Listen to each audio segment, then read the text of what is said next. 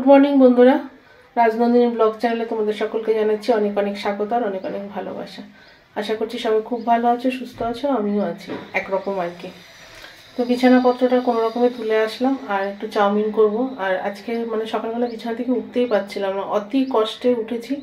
উঠে ঘরের মধ্যে একটু হাঁটাচলা করলাম আর তারপরে তোমার 8:30 নাগাদ স্কুলে গেছি। আর এখন যেহেতু সবে বাচ্চারা ভর্তি হয়েছে নতুন সেশন, তো সেই জন্য তোমার আগে আগে 1 ঘন্টার মধ্যে ছুটি হয়ে যাচ্ছে। আর সামান্য কিছু কাজ থাকে, সেটা করে বাড়ি ফিরতে ফিরতে 9:30 বেজে যায়।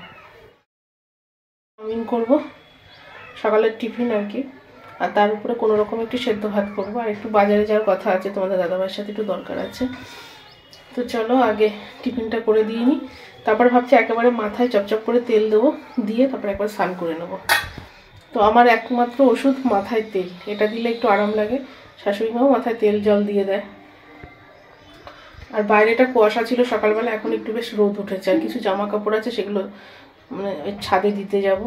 আর আজকে খুব আস্তে আস্তে কথা বলছি, আর কাজটাও খুব ধীরে ধীরে ধীরে করছি, হুটোপাটা করে করতে পারছি না, করলেই ঘাট দিয়ে মাথা দিয়ে যন্ত্রণা করছে।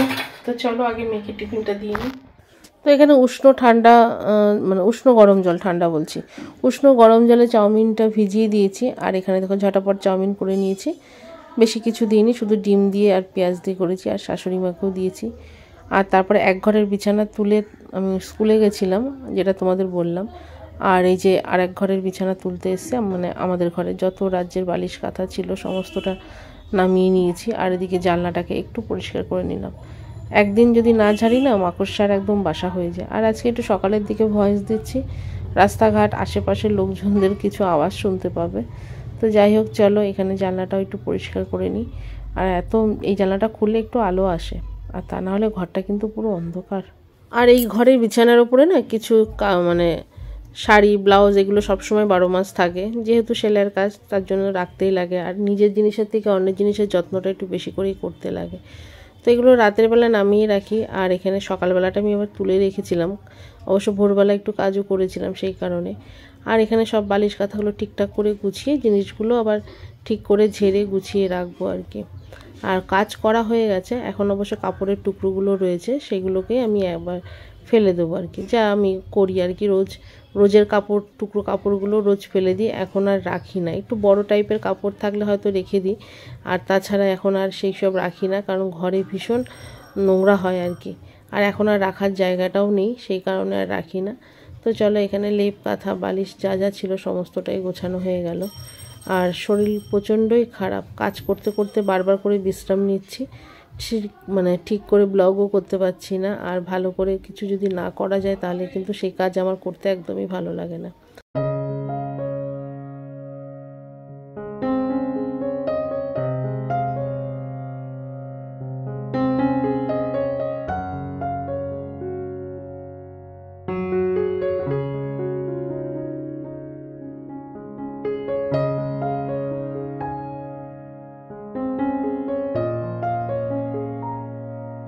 তো এখানে বিকেলবেলা দেখো একটু মুড়ি মিষ্টি নিয়েছি, কোনো কিছুই খেতে ভালো লাগছে না, তো গুড়ের মিষ্টি। আর তারপরে সন্ধ্যার সময় একটু বাপের বাড়ি গেছিলাম। আর যেখানে দেখো কতগুলো পুঁই মিচুরি বাড়ির থেকে নিয়ে এসছে। আর আজকে দুপুরে রান্না সেরকম কিছু করিনি, তাই দেখানোর মতন কিছুই নেই, কোনো রকমের সেদ্ধ ভাত নামিয়েছি। আর এখানে কাপড়টা কদিন ধরে বাইরে রয়েছে, তো সেটাকে একটু ভাঁজ করে নিচ্ছি। তো অসুস্থ হয়ে পড়লে না, তবেই বোঝা যায় সংসারে প্রয়োজন কতটা, এটা অবশ্য প্রত্যেকের ক্ষেত্রেই।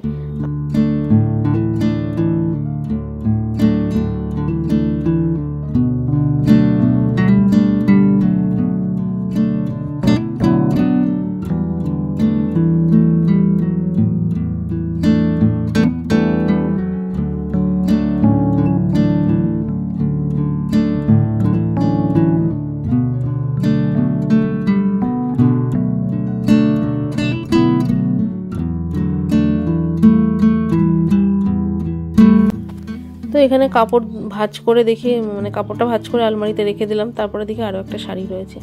তো এই শাড়িটা আমার শাশুড়ি মার ছিল, তো অনেক পরেছে, এখন আর তো শাড়ি পরতে পারে না।